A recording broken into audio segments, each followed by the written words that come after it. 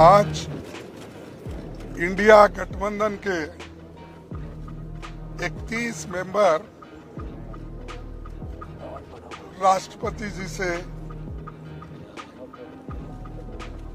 हम मिले और मणिपुर में जो घटनाएं घट रही है उसके बारे में जो वहाँ एक इंडिया गठबंधन के लोग 21 लोग डेलीगेशन में गए थे। हर पार्टी के नेता लोग उसमें शामिल हुए। वो खुद ही आंखों से जो वहाँ की स्थिति को देखे हैं वो पूरा हमारे राष्ट्रपति जी को बताए और हमने एक मेमोरेंडम भी उनको पेश किया और किस ढंग से अब तक वहाँ पर घटनाएं घट रही है, खासकर महिलाओं के ऊपर अत्याचार, स्त्रियों का जो नंगा परेड किया गया, 5000 घर जलाए गए और हमारे 200 से ज़्यादा लोग मर चुके हैं और 500 से ज़्यादा घायल हो चुके हैं। तो और 60,000 लोग वो रिहैबिलिटेशन दूसरे जगह किया गया है, जिनको खाना नहीं, पानी नहीं, समय पर उनके बच्चों को जो औषध मिलना चाहिए वो भी नहीं, बीमार लोगों के लिए कोई व्यवस्था नहीं। ऐसी परिस्थिति में वहाँ लोग रह रहे हैं। तो इसीलिए हम राष्ट्रपति का ध्यान खींचने के लिए हम सभी मिले। उन्होंने कहा ये जो आपका मेमोरेंडम है मैं इसके बारे में सोचूंगी, ऐसा उन्होंने आश्वासन दिया है। और हम सारे भारत के जनता को ये बताना चाहते थे सदन में बहस करके, और रूल 267 के तहत राज्यसभा में और लोकसभा में एडजर्नमेंट मोशन लाकर नो कॉन्फिडेंस बाद में की। तो लोकसभा में एडजर्नमेंट मोशन और राज्यसभा में 267 ये हम बार बार लाते गए और राज्यसभा में तो कम से कम 65 लोग रोज 267 में नोटिस देते थे, लेकिन उसको सरकार रिजेक्ट करती थी, बोलने नहीं देती थी। ये एक वहाँ पर स्थिति बनी।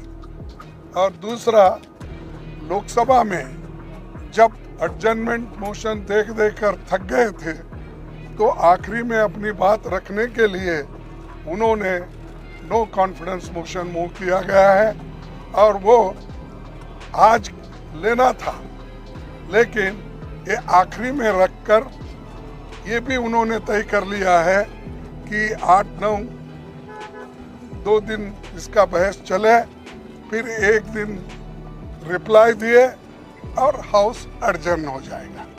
तो मकसद क्या है, चीज़ों को डिस्कस करने नहीं देना, समय नहीं देना, ये एक मकसद सरकार का है। और आखिरी में वो रिप्लाई देकर चले जाएंगे। तो हम इसीलिए हम चाहते थे कि जल्द से जल्द उसको चर्चा में लाना चाहते थे, ताकि हम उसको फिर काउंटर रिप्लाई और हमारे पास जो भी इंफॉर्मेशन है वो शेयर करना चाहते हैं।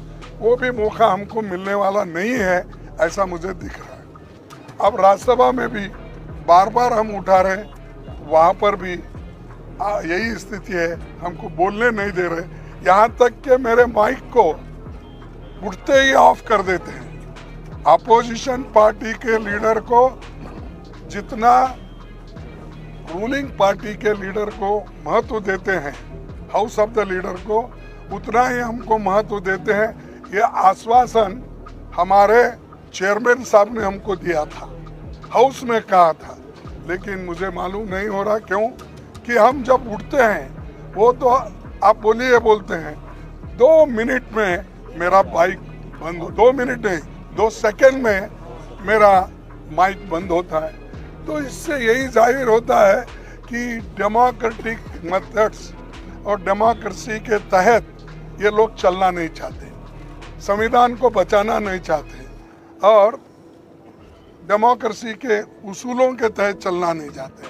तो इसलिए हम एक होकर मजबूती के साथ लड़ रहे और लड़ते रहेंगे। और दूसरी बात भी हम वहाँ पर बताए, जो वहाँ पर सरकारी मुझे कहाँ से वहाँ पर वेपन आ रहे, मुझे हमारे ललन सिंह साहब ने बताया कि जो वहाँ पर हजारों वेपन्स आ रहे हैं, सोफिस्टिकेटेड वेपन्स आ रहे हैं, कहाँ से आ रहे हैं? वो सब प्राइवेट लोगों के पास है।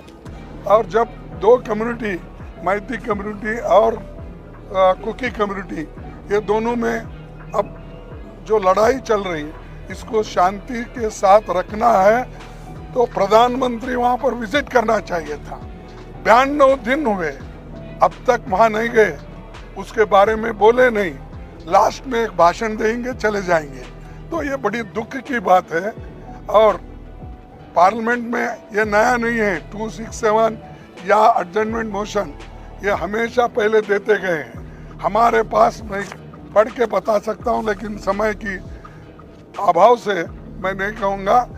13-13, 14-14 ऐसे उदाहरण है जिसमें 267 को परमिशन दिया गया है, सारा बिजनेस स्टॉप करके डिस्कशन लिया गया है। इवन एडजर्नमेंट मोशन को भी ऐसा ही डिस्कशन के लिए अलाउ किया गया, लेकिन ये सरकार ना डिस्कशन को अलाउ कर रही, ना किसी बात सुनने के लिए भी तैयार नहीं है।